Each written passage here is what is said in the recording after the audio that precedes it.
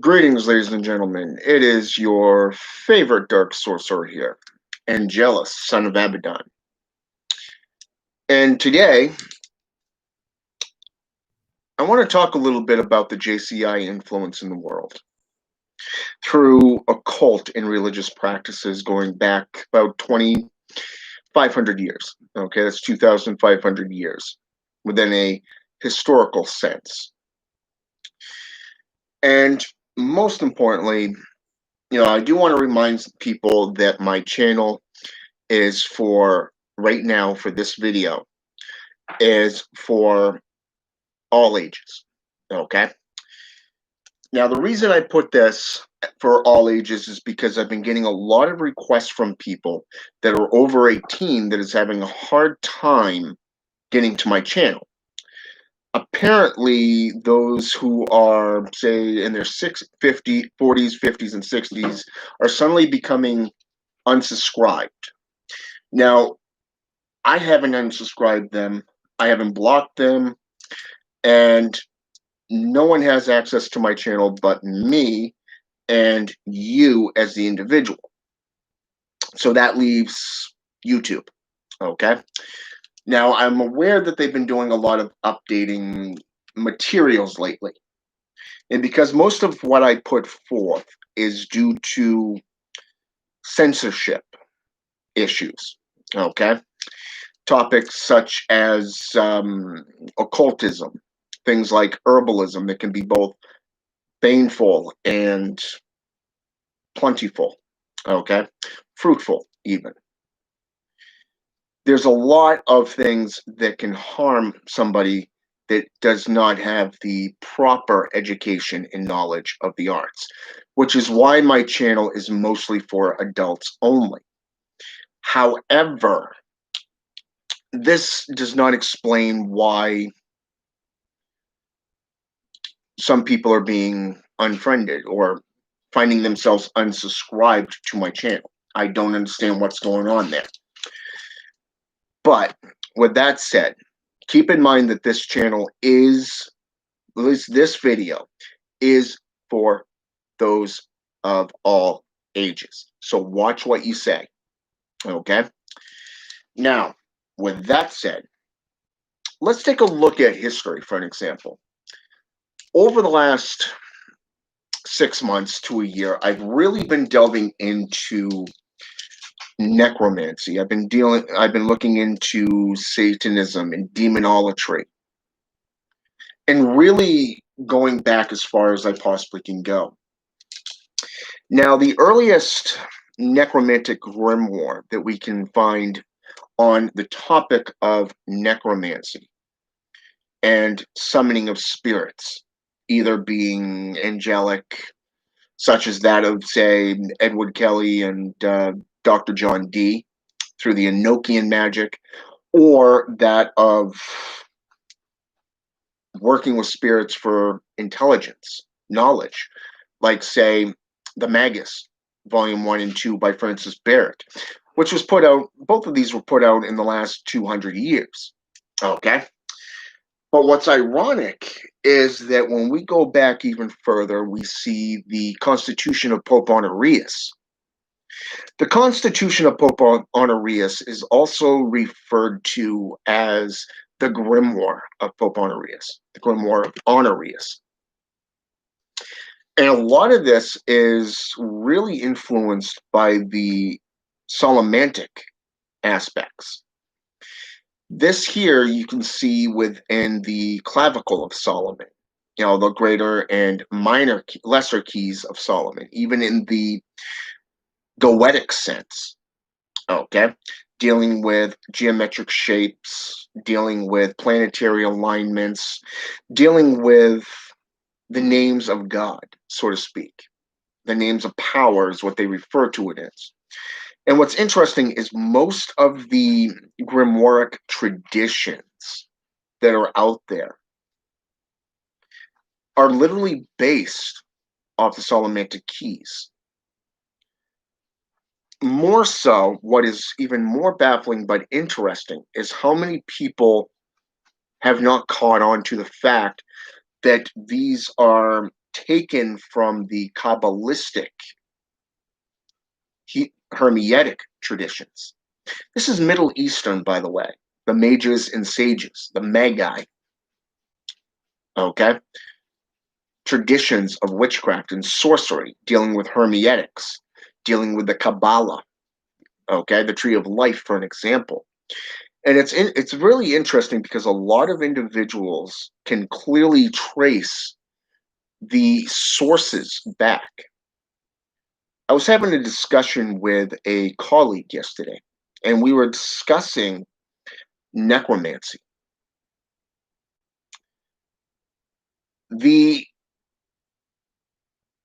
art of necromancy has been closely associated with shamanism because of the tools that are utilized. A lot of them are unique, but for the most part, they are the same tools, the same ingredients, the same methods. But I wouldn't say methods, it's more of the ritual types. Both go into the spiritual world, both deals with the spirits. Both the necromancer and the shaman even go as far as being intermediaries between the living and the dead. They don't just work as spiritual advisors or sorcerers and sorceresses. No, they even go into other areas such as wisdom holders, collectors of wisdom, dealing with the aspects of counselor, being a counselor, being a priest, and a representative of the priesthood. And it goes back even further.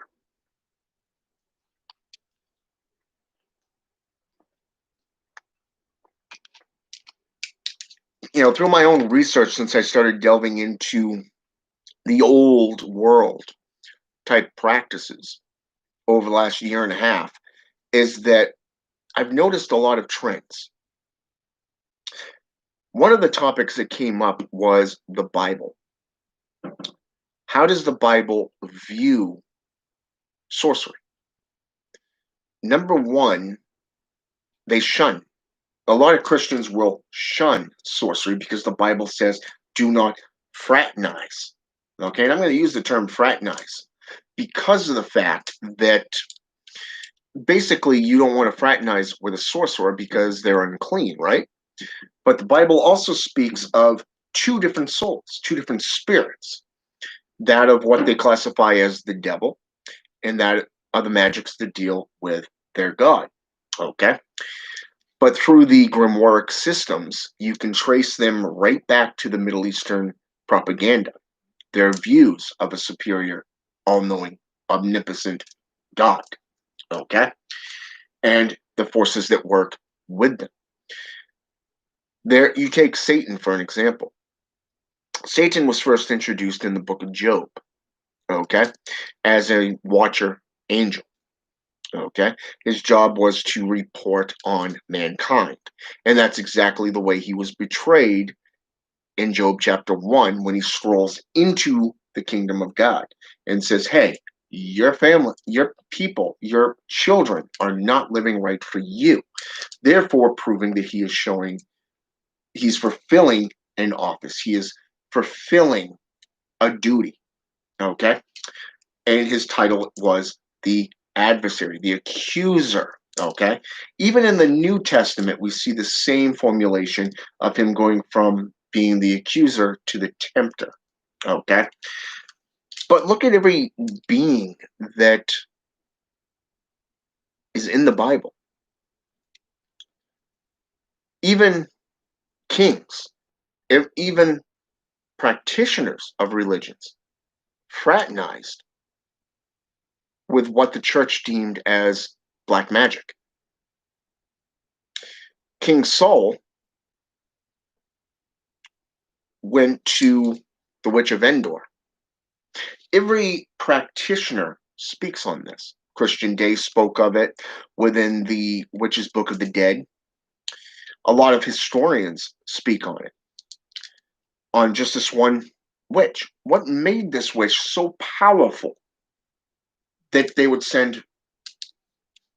continue speaking about her and no one else?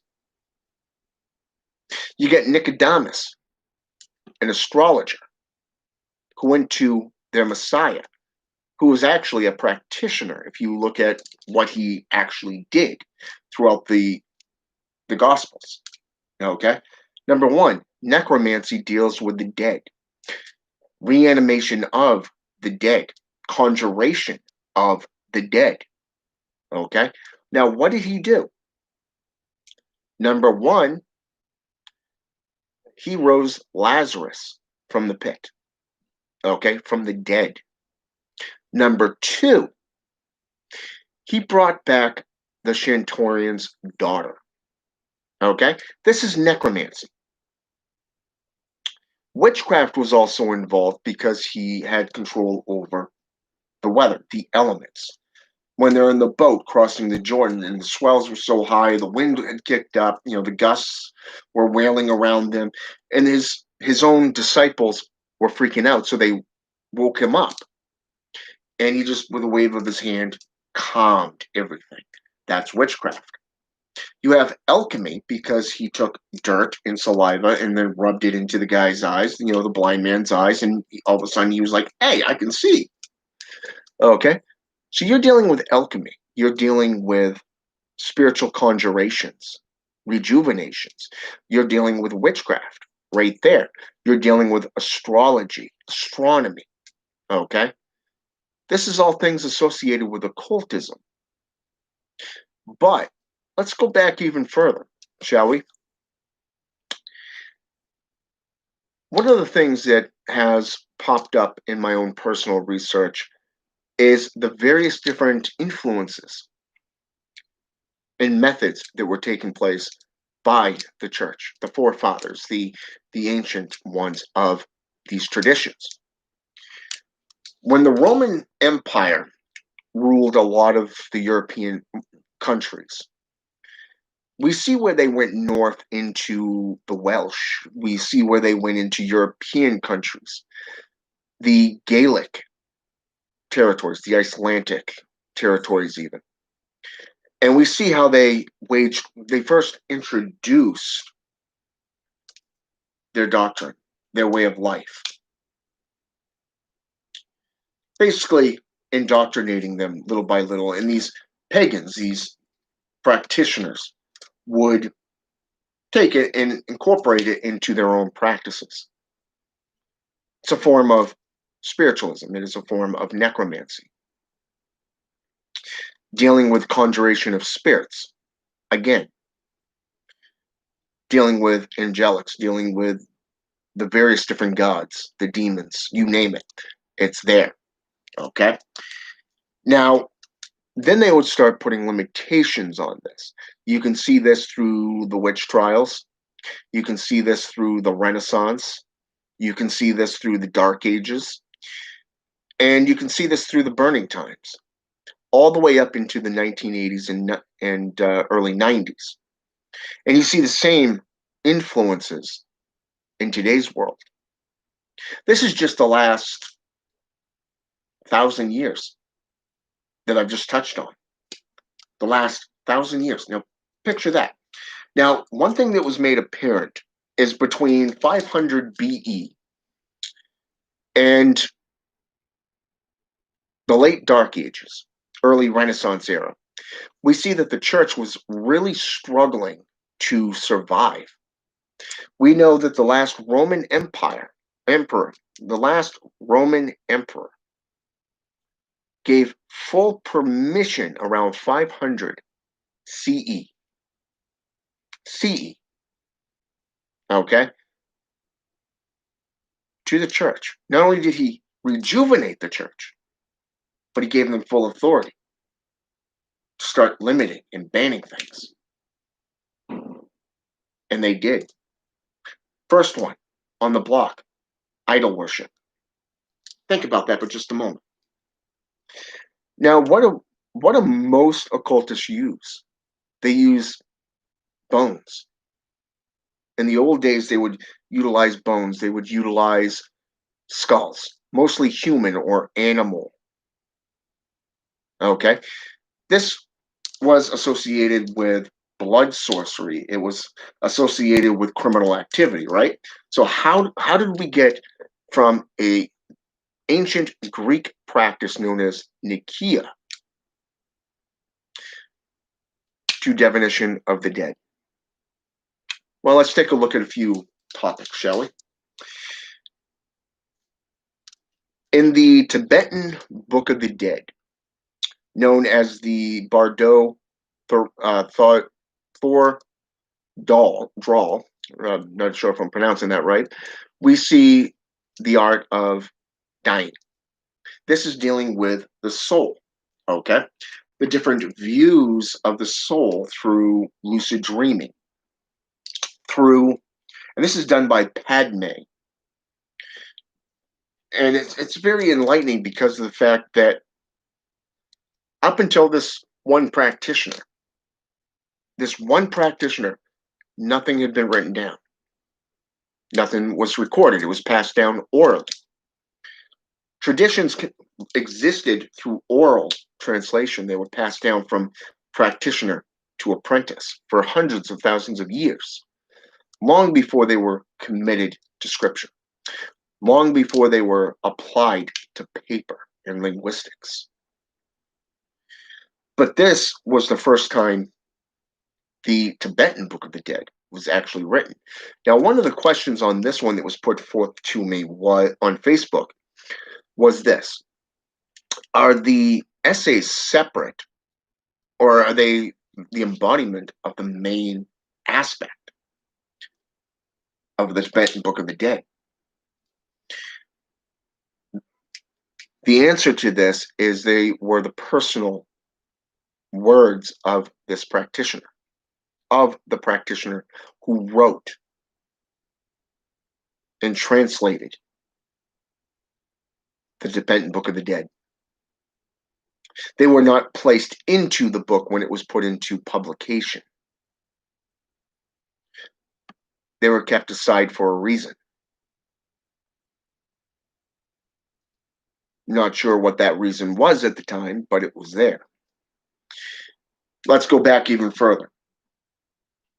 Henry Agrippa, Cornelius Agrippa, through planetary alignments, utilized the planetary structures to speak with the dead, the best times of the year that one would be able to practice certain types of rituals and rites.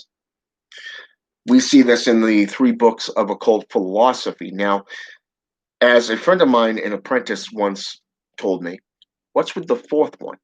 Did he write a 4th one? No. The 4th one was written by someone else and utilized as the 4th book of that series. And I believe, if I'm not mistaken, it was actually Donald Tyson, if I'm not mistaken. Now, what's ironic, though, is that we can go back even further and we see the blood sorcery within this art through Padme, through the feeding of the spirit. We see how it was implied because a lot of times the spirits either linger in the void, what the Catholics refer to as purgatory, waiting for their advancement to either the underworld or the heavens above. We also see the connection through the Homer's Odyssey. Okay, Homer's Odyssey. Okay, and what's ironic about this is that it was associated with bones, and it was associated with certain blood rites and rituals that were performed because at the time, a lot of individuals believed that there was a lot of locations that would take you down into the underworld. I mean, think about the story of pagan and Wiccan traditions. Okay, I'm talking Astarte, Inanna, Erishkigal, Persephone. Okay, just those names alone in their descents to the underworld. Now look at Homer's Odyssey, where Ulysses, a great king of Sirius, or Cyprus rather, went on his own spiritual journey into the underworld. Unlike the ladies that I just named off, who would remove an article of clothing going down their ascension into the underworld, which basically reserved them by the time they reached the very bottom, they would be in their most purest, think about that for just a moment.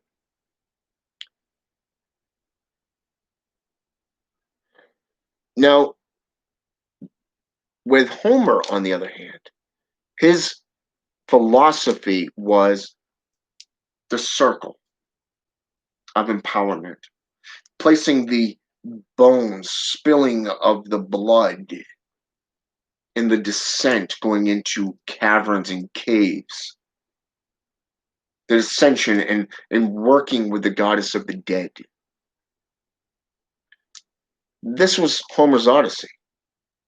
But we also know that he was considered to be held captive through this journey into the underworld by this goddess for like 40 years, 20 to 40 years. His own wife thought had perished. The story goes that whoever could bend the bow would become the next king. But then he shows up and becomes a king once again. Why? Because he followed the instructions of the sages in Magi through the descent.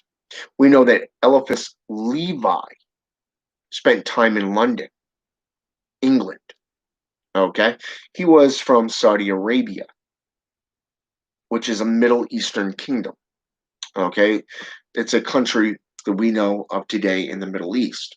It sits between Iraq and South America, or I should say, Africa. We know that he was trying to become a member of a secret society, most likely the Hellfire Club, okay? Or one of the earlier clubs, like the Skull and Bones Society, maybe the Masonic, even. Who knows? Because they go all the way back to the 17th century. But here's the kicker. This is what I want to get to. Here, the story goes that he was summoned by one of the members, a woman dressed with a black veil, into a carriage. He was given the tools and the method, the inscriptions on how to perform this rite. And he was given like 2 or 3 days to do it. And when it was all said and done, he had summoned a spirit into full manifestation through the circle of empowerment, the triangle of evocation. The scripture, it says that the spirit appeared as an apparition in front of him inside the triangle of evocation. And then it disappeared and appeared right next to him. His arm became heavy, went limp, and was painful for days after. And it was soon after this that the story that he literally left England and went back home, never to apply himself to that type of magic again. Let's go back to the 2nd century. The 7 forbidden rites, okay, the 7 forbidden practices. We see where all 7 of these were associated with black magic, witchcraft, and that of necromancy. Necromancy being the most darkest, the number one most potent form of magic of the time. It was really spectacular to see the fact that it was number one. Why? Well, let's take a look at the time frame. Back in those days, the Dark Ages, the Renaissance, even going all the way back into Roman times, how many people, how many commoners actually knew how to read and write? Think about it for just a moment. Number one, only the nobles in the church knew how to write at that time. This was made apparent throughout the writings. You go into Dante's Inferno, 15th century, or that of the Faustian, the Bouchard, okay, for an example. We see the same thing, 13 layers of hell, with demons associated with the seven forbidden sins, the seven sins of man. We see each level supposedly being worse than the last. In the Middle Eastern cultures, we see the jinn supposedly brings disease, sickness, death. Demons, the coco daemon is supposed to be baneful to humanity. But yet the name demon literally translates into guardian, a protector. Angelics are known for being teachers. You will go into European lore, such as Iceland. Let's go with Scottish. Okay, let's go with Scottish, Germanic, even. The Drelith, just out of preference here. The Drelith is also known as the Elven. Three classifications: angels, those of celestial lights. The White Elves, known as celestials. They're knowledgeable. They're friendly. Human friendly. The Black Elves or the Dark Elves. Okay, the Dark Elves are similar to that of the Hobbits, demons, evil. They bring plagues, destruction, the whole kit and caboodle. But yet the Dark Elves supposedly made a deal with their enemy and went underground. Much like the Irish Sidi, the Scottish Sidi is also known in Irish as the Sith. Same exact thing. Made a deal with the enemy, with their opponent, and went underground and became known as the people of the mounds. Okay? Go back to Sanskrit. Sanskrit, Middle Eastern, Mesopotamian. And we see the same duality between Belial. In the Bible, it speaks the sons and daughters of Belial, the children of Belial. Okay? Here you see in the scroll of Amri, number one, you have Belial, who is the leader of the sons and daughters of darkness, versus Michael, the leader of the sons and daughters of light. Now, don't you find it interesting that through Middle Eastern traditions, even in mainstream JCI, no matter if it's Hebrew, Judaism, Islamic, you see the same dualistic nature between good and evil. The empowering nature. Now, you remember how I said that they indoctrinated through incorporating their dogma into pagan society. You have witches who run covens. But yet, if you get labeled a warlock because you choose to go over here and learn from someone else, you're branded. You're shunned. Is that not what Christians do? Think about that for just a minute. Isn't that what Christians do?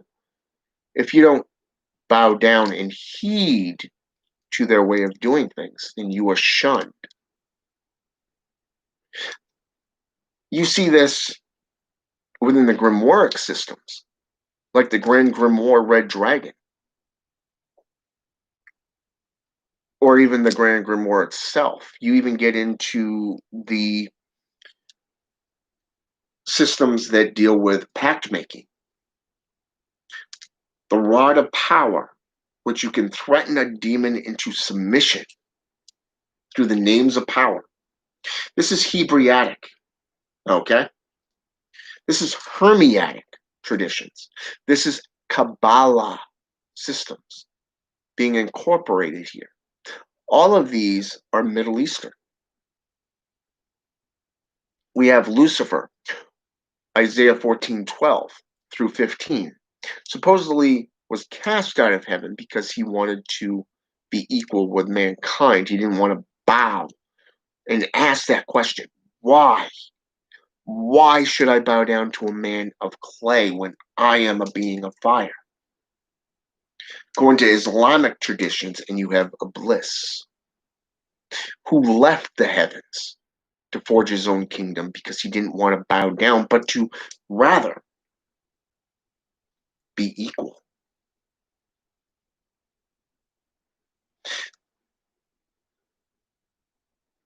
Isn't this a form of JCI coercion into all these systems that people practice today?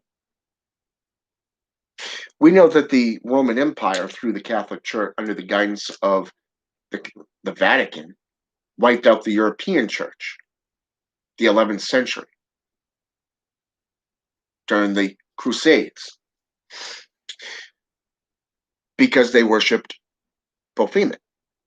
They became so wealthy underneath Baphomet that they became a threat to the Vatican and were wiped out. Let's go back even further. Let's go back into Gaelic traditions. They tried to indoctrinate and force their belief structures onto the people of European continents, like England, Iceland, Europe, Europe, France. And what happened? They ended up waging wars, battles with the people because they believed in the Druids. So after about 100 years of fighting, years of fighting the people and getting nowhere, they realized they can slaughter as many of these people as they wanted to because they would not submit. Why? Because they believed in the Druids. They believed in the Gaelic traditions that they were raised in. So what happened? While they were engaged over here, they sent a platoon over here and wiped out the Druids. Yeah, that was a big mistake because that uproared the people in a way they'd never seen before. But let's fast forward to around the 6th century. Let's go to the 6th, 7th century, even the 8th century if you wish. In Russia, they went a different route. This time they went in through psychological warfare. They chose to go after the people's minds, people's hearts. And they indoctrinated. But here's the funny thing. Half of Russia is JCI. The other quarter to a half is still holding true to family traditions of Gaelic, Scandinavian, and Baltic traditions of sorcery.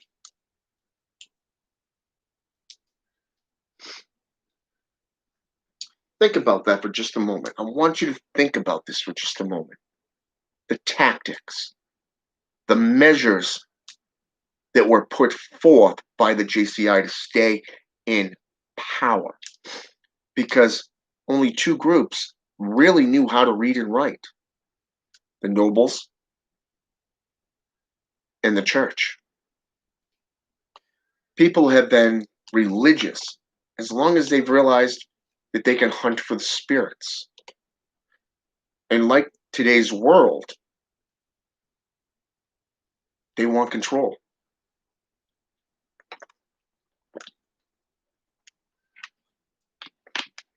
You got so many subdivisions and adversities in society today. People want to live by drama over who's right and who's wrong, but nobody wants to do the work. Nobody wants to trace that lineage back.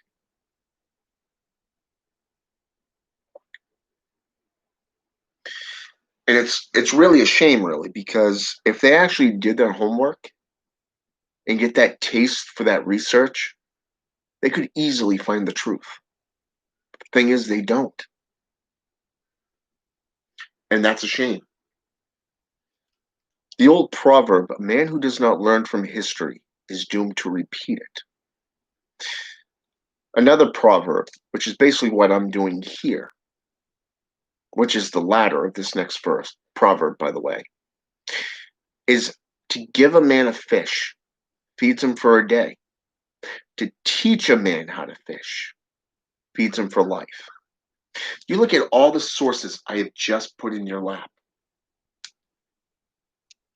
I just put a lot of sources in your lap over the last 36 minutes.